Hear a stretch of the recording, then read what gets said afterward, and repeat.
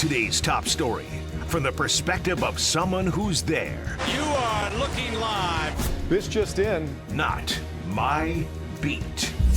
Our guest today is a show favorite. Anytime there is an intersection of what's going on in DC sports or perhaps on TikTok, where a DC sports big-time person is hanging out in the background, and what's going on in the Bay Area, it's our pleasure to welcome in our friend Bonta Hill to talk about it. 95.7 The Game out in the Bay. Bonta, what's up, man? How are you?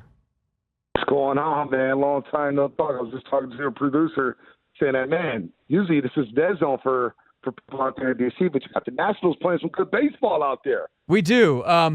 We have a running joke. I'm not a huge baseball guy. We kind of have a running joke on the show is like, are the Nationals playing well enough for us to care?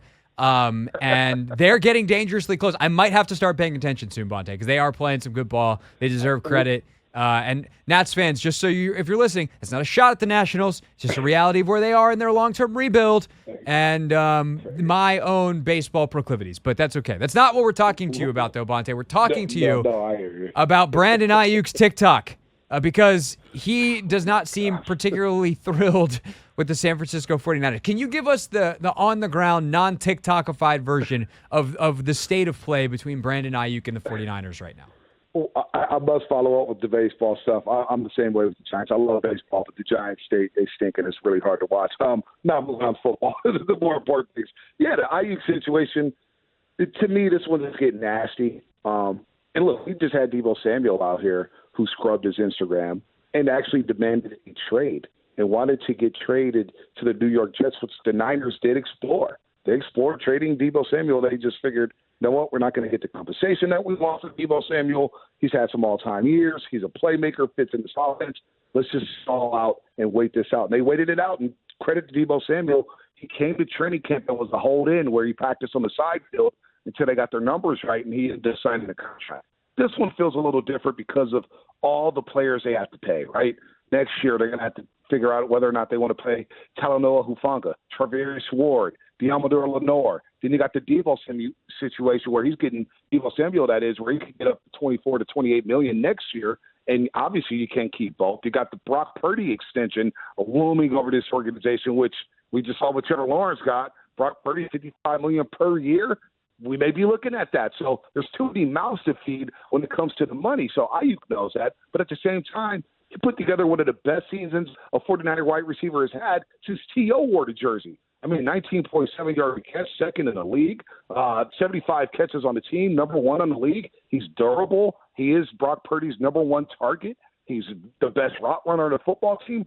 So this one feels like it's going to be a while, and they can ill afford to have Brandon Aiyuk not show up to training camp this year because you need that rapport with Brock Purdy. There's too much on the line. This could be the last ride with this current group with the 49ers. So this one is a little messy, man, and the fans are split. Some fans believe that they don't need Brandon Aiyuk to get back to the Super Bowl. I'm not one of those fans. I believe they do need Brandon Aiyuk because if you take him away, we all know Deebo Samuel's not the best pure route runner. He's more of a playmaker, not a wide receiver. Then you got a rookie and Ricky Pearsall. You're asking him to pick up the slack and the load in his first year in the league.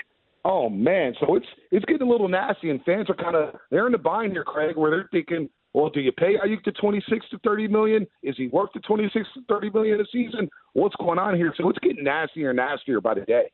So there's a couple of follow-up questions that then we get to, Bonta, which let's start off with from the Niners perspective. If you're that front office and you're Kyle Shanahan, are you like, I don't care if we lose him for nothing next year. We're a Super Bowl contender. We need everybody. We'll deal with that later. This is the last run, and you just run it back?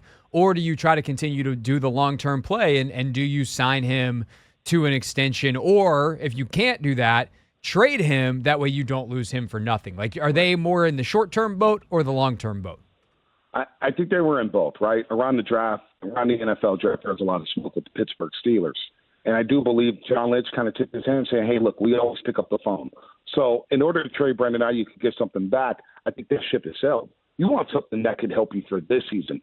Trading him right now to get future picks does not help you in the short term. And by the way, Kittle and Deebo and all these guys we've been discussing for a winter, they're getting older. So do you want to trade Brandon Aiyuk this year to get picks for the future? I think that's bad business by the 49ers. Now, I do believe they want Brandon Aiyuk to be the long-term solution at one of the wide receiver spots, to build that rapport with Brock Purdy, to be a long-term fixture, knowing that Debo and Kittle may be playing their last season with the 49ers. I think you have to do it. This is a guy they picked in the first round and groomed him. You know how difficult it is to play in college and in the system, especially as a wide receiver. This is a guy who had worked himself from the doghouse, to not playing his rookie year much, to not playing much in his rookie season, to the second season, not starting right away, and then finally coming off and bursting onto the scene because he is a complete wide receiver. So I do believe the Niners are looking at Brandon Aiyuk as a long-term fixture here, but the money is tight. I get it. The money's tight. And for the fans, we'll just take the 26 score. They're getting 14 anyway. It's not how business works, especially in this league where they could cut you in the blink of an eye, and you're not going to get – how many players even see the end of their contracts for crying out loud? So, and for Brandon Aiyuk, you got to get your money. But for the 49ers, this is a long-term play to keep Brandon Aiyuk in San Francisco, because if you trade him now, thinking about the short term, saying, hey, maybe we could get away. And by the way, Craig, Shanahan is probably that arrogant to believe that he could go to the Super Bowl without a Brandon Aiyuk, because he believes his system is the quarterback here, not necessarily Brock Purdy. You know what I'm saying? His system and his play calling and play design will help the Niners score a lot of points. And Shanahan's arrogant to the point where he may believe that. Because, I mean, this guy tried to sell us on Nick Mullins, for crying out loud. CJ Beathard. We saw how that worked out. So, I think short-term it would be bad business to trade Aiyuk right now. That ship is sailed. But long-term, they do want to keep Aiyuk, knowing that Kittle and Debo could be playing their last seasons with the 49ers. Yeah, I mean, the funny thing about like Beathard and those and Mullins is they were so much better in San Francisco than they've been anywhere else, but there's still CJ Beathard and Nick Mullins. So, like, Kyle's both right and it's got its limitations, and the talent certainly matters. It's something that we certainly hope that Adam Peters knows now that he's here with us in D.C. Of course, the former assistant general manager out there in San Francisco. Bonta Hill's our guest, 95.7 The Game in San Fran. So the next question I want to ask you, Bonta, as someone who's watched him his entire career, is Brandon Aiyuk worth that money? As a player, should someone feel good about paying Brandon Aiyuk top wide receiver money? Absolutely. Absolutely. I mean, just look at Devontae Smith. And I think you see Devontae Smith twice a year. You're in the NFC East country with the Philadelphia Eagles, of course, playing the Commanders twice a year. And the Philadelphia Eagles throw the ball a lot. It felt like they really got off kilter last season. And I have similar numbers to Devontae Smith over the last 3 years. And we could all admit that Shanahan is a run-first type of coach. They will pound the football. They will run it, and be real selective. They're not going to just come out in 4 wide receiver sets and throw the ball over the yard. So Aiyuk has made the most of his opportunities. And then when you think about the run game, go look at a bunch of Christian McCaffrey runs from last season, those long runs. Who's downfield blocking? It's Brandon Aiyuk. That's the big difference between him. And, like, look, CeeDee Lamb's going to get paid, and CeeDee Lamb's probably the better route runner, and I'm sure a lot of people in the league would rather have CeeDee Lamb than Brandon Aiyuk. However, does CeeDee Lamb put his hat in there and get physical? Does he get in there in the run game and get physical? Brandon Aiyuk plays every single down like it's his last one. And this guy's got sure hands. He's a great route runner. He's got the great wingspan. Absolutely, he's worth it. If Jalen Waddle's getting the money that he's getting, if Devontae Smith is getting the money that he's getting, then why wouldn't Brandon Aiyuk deserve the money that he wants? And he wants to be a top 10 wide receiver. He wants to be a top 10 playmaker and paid like one. I think he's worth it. He's worth every penny. Right now, if you ask me, take one guy, Deebo Samuel or Brandon Aiyuk. I'm taking Brandon Aiyuk every day of the week and twice on Sunday. I think he's more of a threat at this point in his career. The route running, like I mentioned, he could beat press man. And there's a lot of times, Craig, when I'm at the game and Aiyuk is like waving his arms like, yo, what's up? Look at me. I'm open. Hit me. I'm separating from these cornerbacks here. I'm the one guy who can separate from these cornerbacks and safeties in this offense. So, absolutely, he's worth every single cent, Craig. And then I guess the last question, Bonta, would be the other fella in that Tik Tok was Jayden Daniels, his, of course, former teammate at Arizona State, who just so happens to be the starting quarterback here in D.C. We know that they are very, very close. Obviously, nobody knows Aiyuk better from an executive standpoint than Adam Peters, who was in San Francisco. As the trade rumors have kicked up, is Washington a team that has come up? And also, what kind of compensation do you think that the Niners are looking for? Well, I think the Niners are looking for some first-round picks, right? They picked 31st in this past draft, and the rumor was that they were looking for some first-round compensation for Brandon Aiyuk. Now, a lot of receivers here, you see A.J. Brown. I think that trade in which Tennessee got absolutely hosed in kind of messed up the wide receiver market, right? And so a lot of these teams now, Craig, they think that wide receivers grow on trees because of what we're seeing in college football with the spread system and the spacing that's now being played in the NFL, basically translated from the college football game to the NFL with all the spread concepts. They're looking for but the team that I heard the most about was the Pittsburgh Steelers. And I still hear about the Pittsburgh Steelers. We had this guy, Andrew Filipponi, on who does radio up there in Pittsburgh. Yep. And he was saying Pittsburgh is desperate for Brandon Aiyuk. They love Brandon Aiyuk. So that's the only team I ever heard much about the Commanders, although it makes a lot of sense knowing that Adam Peters is now there. He probably was instrumental in drafting Brandon Aiyuk. Jayden Daniels, who you mentioned, is quarterback at Arizona State. It's a new scene.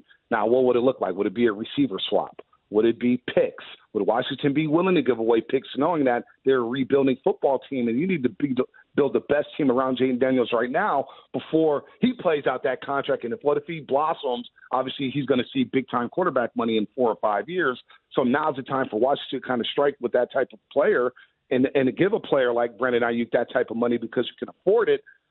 Sure, why not? But I just don't see the Niners giving up on Brandon Aiyuk going into this season. Like, that would be sacrilegious.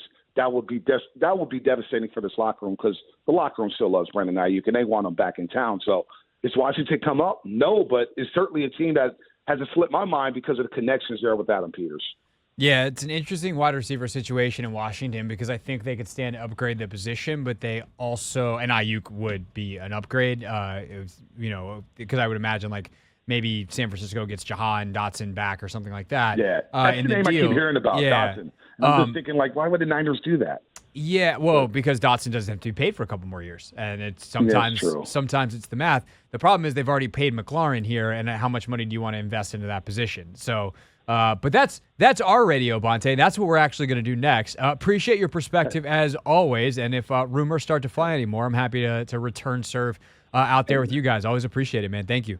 Absolutely. Thank you, man. Have a good summer. You as well. There's Bonta Hill being very presumptuous, Anthony, because why does he think that, considering the recent history between D.C. and the Bay Area, that we're not going to talk to him at some point this summer otherwise? I don't understand. We've had some of our best players go out there in exchange for third-round picks. So, yeah. Yeah, between Chase Young, between the Jordan Poole trade and the Chris Paul trade. Trent Williams. Yeah, Trent Williams. Like, we're due for a basketball trade at some point. Uh-oh. So, Speaking into existence, Craig. I'm just saying, like, if you're the Warriors, wouldn't you want someone like a Denny Avdia? Yeah. Wouldn't you want a Corey Kispert? I'm just saying. It's the Hoffman Show. We're on the Team 980. We're always live as well on the free Odyssey app. When we get back, do you want Brandon Aiyuk in D.C.? 301-230-0980. And how much would you be willing to give up for it? 301-230-0980. Your calls next. This is the Hoffman Show on the Team 980 and the Odyssey app.